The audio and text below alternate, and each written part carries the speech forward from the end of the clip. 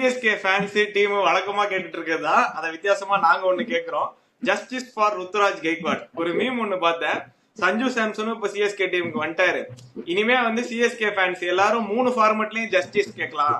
Test, T20, ODI அப்படின்னு 3 ஃபார்மட்லயும் justice கேட்கலாம். ருத்துராஜுக்கு இங்க கேட்கலாம், சஞ்சு சாம்சனுக்கு அங்க கேட்கலாம். இனிமே முழு நேர வேலையா அது மாறப்போகுதுன்னு. பட் ஜோக்ஸ் அப்பார்ட், நிஜமாவே ருத்துராஜ் கெய்க்வாடோட ஓடிஐ ஃபார்ம் பார்த்தா பயங்கரமா இருக்கு.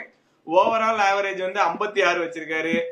10 செஞ்சுரிஸ் கிட்ட அடிச்சிருக்காரு. எல்லா இந்தியா ஏ மேட்ச்ல சூப்பரா ஆடிட்டு இருக்காரு. இப்ப சவுத் ஆப்பிரிக்கா கூட நடந்த ஒரு மேட்ச்ல செஞ்சுரி, இன்னொரு மேட்ச்ல அன்பீட்டனா வந்து 50+ அடிச்சிருக்காரு. சோ ஆனா ஓடிஐ டீம்ல ருத்துராஜ் வர்றதுக்கு ஏதாவது வாய்ப்பு இருக்கா? அதை கன்சிடர் பண்ணுவாங்கன்னு நினைக்கிறீங்களா?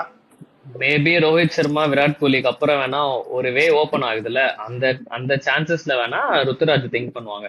மேபி ஓபனரா பண்ண மாட்டாங்கன்னா டைரக்டா எஸ்எஸ்வி ஜெய்ஸ்வால் உள்ள வர மாதிரி இருக்கும். நம்பர் 3க்கு வேணா ருத்துராஜ் கெய்க்வாட் பார்க்கலாம்.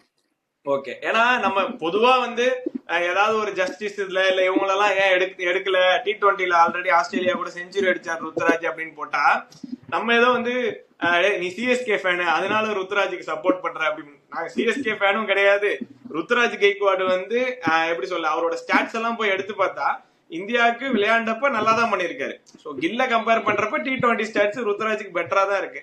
அண்ட் ஓடிஐ ஃபார்மெட்ல ருத்துராஜ் அளவுக்கு ஒரு டெம்பரமெண்ட் இருக்கிற, ஒரு கிளாஸ் இருக்கிற, டெக்னிக் இருக்கிற பிளேயர்ஸ் வந்து ரொம்ப கம்மியா தான் இருக்காங்க இந்தியாவுக்குன்னு இருக்கப்ப, ருத்துராஜ் ஓடிஐ ஃபார்மெட்ல கண்டிப்பா கன்சிடர் பண்ணலாம் அப்படின்றதுதான் பேசிட்டு இருக்கோமே தவிர எந்த பயாஸ்லயும் பேசல.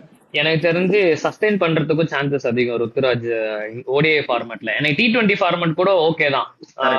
மேபி இந்த கிரிக்கெட் வந்து மாறிடுச்சு, அட்டாக்கிங் கிரிக்கெட் நிறைய ஆடுறதுனால T20ல எப்படின்றது தெரியல. பட் ஆனா ஓடிஐ வந்து இன்னும் அப்படியே தான் இருக்கு. விராட் கோலிக்கு அப்புறம் வேணா அந்த பொசிஷனுக்கு ட்ரை பண்ணி பார்க்கலாம். ஆனா கௌதம் கம்பீர் திருப்பி கில்லியே நம்பர் 3 ஆட வச்சு வேற ஏதாச்சும் பண்றாருன்னு தெரியலையே.